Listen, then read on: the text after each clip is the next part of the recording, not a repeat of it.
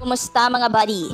Siguro naman ay kilala mo o minsan man ding nakita ang mga vlogs niya sa social media, especially sa YouTube at sa Facebook. Well, bukod nga sa pagiging hunk nito ay tinatangkilik talaga ang taong ito dahil sa kanyang paglingap o pagtulong sa mga kababayan natin na naghihirap. Well, actually, meron na nga tayong naunang video patungkol sa kung gaano na nga ba siya kayaman, ano? And that was 2 years ago, so matagal-tagal na rin. Kaya dahil curious ako, ay muli akong nagsaliksik sa yaman at naipundan ng nag-iisang Rob Matubang o mas kilala bilang si Kalingap Rob. Dito rin ay tatalakayin natin ang maikling kwento ng buhay niya at kung gaano na nga ba kalaki ang sinasahod niya sa YouTube, kung saan talaga siya ay pinaka-nakilala. Kaya kung gusto mong malaman ang buong detalye, ay siguraduhin mo lang na tapusin mo ang videong ito hanggang sa dulo. I-like mo na din ang videong ito at mag-subscribe para masarap ang ulam mo bukas. Si Kalingap Rob o Bonnie James Matubang sa totoong buhay ay isinilang noong October 1, 1994 at siya nga ay anak din ng isang sikat na charity vlogger dito sa Pilipinas na walang iba kundi si Kuya Val Santos Matubang. At ang nanay niya naman ay si Ate Edna. Well, bukod nga sa paglingap ay kahihiligan din ni Kalingap Rob ang pag-drawing at pagpinta at nakapagtapos din ito sa kursong computer animation. Patunay lang na napaka-creative din talaga ng taong ito. At yun nga, since vlogger naman ang kanyang ama, ay hindi din talaga imposible na sumunod siya sa yapak nito. At yun nga kalaunan ay naging vlogger din siya, same sa ginagawa ng tatay niya. At dito nga ay tinangkilik din siya ng mga tao gaya ng tatay niya. Syempre bonus points na din yung pang-artista looks niya, diba? Well, nung huling vlog natin sa kanya ay nasa around 800,000 subscribers pa lang siya. Pero ngayon ay meron na nga siyang 2,830,000 subscribers sa YouTube. At grabe yung sahod niya sa loob ng 30 days. Pumapalo lang naman ang hindi bumababa sa $7,200 at hindi lalagpas sa $115,000 o kung ika-convert natin yan into Philippine money ay hindi bababa sa 416,000 pesos at hindi lalagpas sa 6.6 million pesos. Grabe, nakakalula yung pang-isang buwan ng sahod ni Mr. Kalingap Rob. Like, can you imagine that? Ang laki, sobra. Well, syempre estimated lang din yan at talagang si Mr. Kalingap Rob lang talaga yung nakakaalam sa exact na sinasahod niya. At syempre, hindi rin yan nakukuha ng buo kasi nga pinantutulong niya naman ang sahod niya at alam niyo naman yung mga project niya, mga house and lot din yon. Hindi rin basta-basta. Pero yun nga, labis din talagang pinagpapala si Kalingap Rob. Ito naman yung mga naipundar niya sa mga pinaghirapan niya. Meron siyang bahay.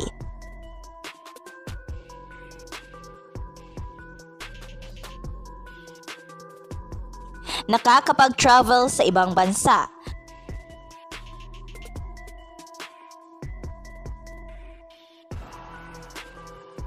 Mga motorsiklo at sasakyan.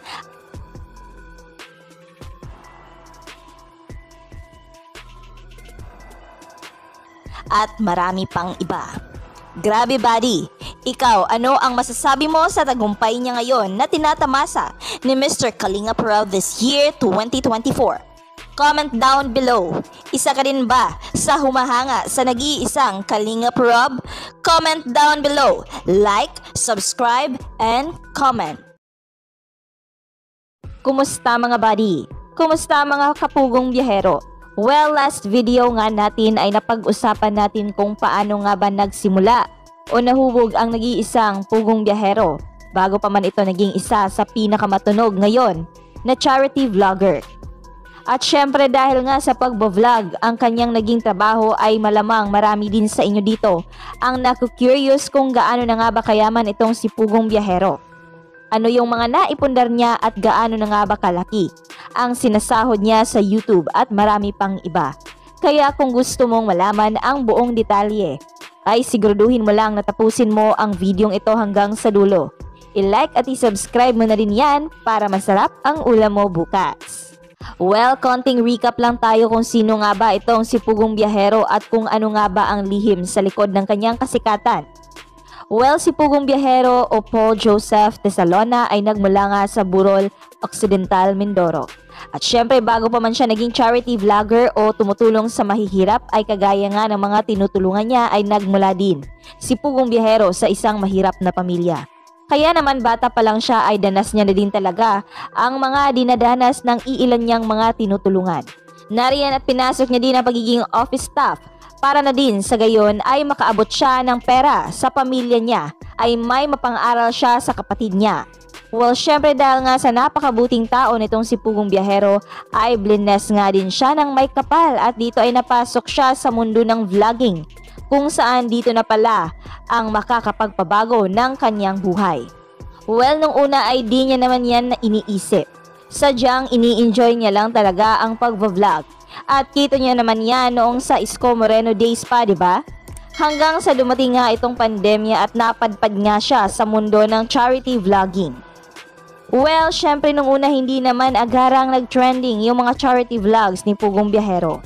Syempre dumaan din siya ng pagtitiis bago pa man niya makamit ang pagiging top 1 charity vlogger dito sa Pilipinas. Kalaunan nga ay dito na nga unti-unting nagustuhan ng mga tao ang mga charity vlogs ni Pugong Biyahero at nag-trending nga siya dahil sa mga katutubo yung mga tinutulungan niya sa mga vlogs niya. Syempre thanks na din sa mga bigati niyang sponsor na sumusuporta din talaga sa buong journey niya sa pag-charity vlog. Sa ngayon ay meron na ngang 3,330,000 plus subscribers sa main channel niya sa YouTube. Grabe, sobrang dami nang nakasuporta, diba? At tara at silipin natin kung gaano na nga ba kalaki ang kinikita ni Pugong Biyahero sa YouTube sa loob ng isang buwan. Grabe! Malapit na palang mag-1 bilyong views itong si Pugong Biyahero sa YouTube body. Sana all! Grabe, sa loob ng isang buwan o in the last 30 days ay nagkaroon nga ng 27.2 million views itong si Mr. Pugong Biyahero. At ang estimated niya nga na sinasahod sa YouTube sa loob ng 30 days ay hindi bababa sa $6,800 o 382,360.60 pesos into Philippine money. At hindi lalagpas sa $109,000 o 6.1 million pesos. Grabe, sa loob lang yan ng 30 days nakakalula, diba? Pero again, estimated lamang yan at si Pugong Biyahero lang din talaga ang nakakaalam ng exact monthly earning niya. Pero syempre alam din naman natin na malaking porsyento ng sahod niya ay babalik lang din sa tao dahil nga sa bukod sa mga sponsors ay dito din kumukuha si Sir Paul ng ipantutulong niya sa susunod niyang tutulungan. At syempre bilang ganti na din sa mga hard works niya sa pag-vlog ay nagtabi din siya sa sarili niya at nagpundar din siya ng kotse at bahay. Heto nga yung napakagandang sasakyan ni Mr. Pugong Biyahero kung saan ito din yung ginagamit niya para sa mga dadayuhin niyang mga katutubo sa bundok.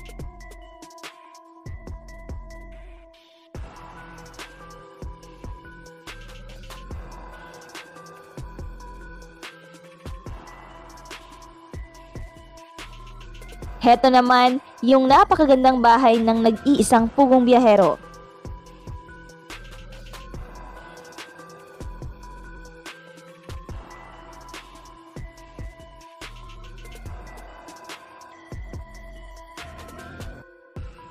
Pero wag ka, bago pa man niya iniisip ang sarili niya ay nakagawa na nga muna ito ng daan-daan pang housing para sa mga mahihirap. May mga sponsors din siyang pinapaaral ngayon na ang tatalino din sobra. Nagtatapuan din ang mga ito.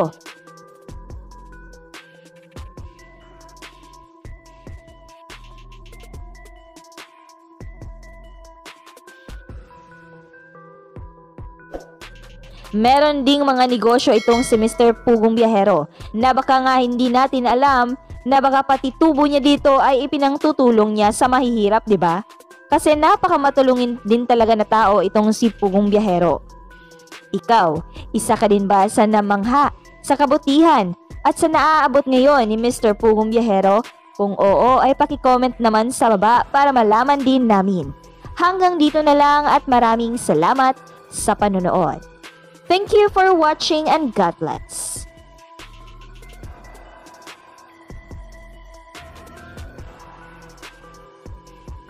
Well, si Pugong Biyahero o Paul Joseph Tesalona ay nagmula nga sa Burol Occidental, Mindoro. At syempre bago pa man siya naging charity vlogger o tumutulong sa mahihirap ay kagaya nga ng mga tinutulungan niya ay nagmula din si Pugong Biyahero sa isang mahirap na pamilya. Kaya naman bata pa lang siya ay danas niya na din talaga ang mga dinadanas ng iilan niyang mga tinutulungan. Nariyan at pinasok niya din ang pagiging office staff para na din sa gayon ay makaabot siya ng pera sa pamilya niya ay may mapang-aral siya sa kapatid niya.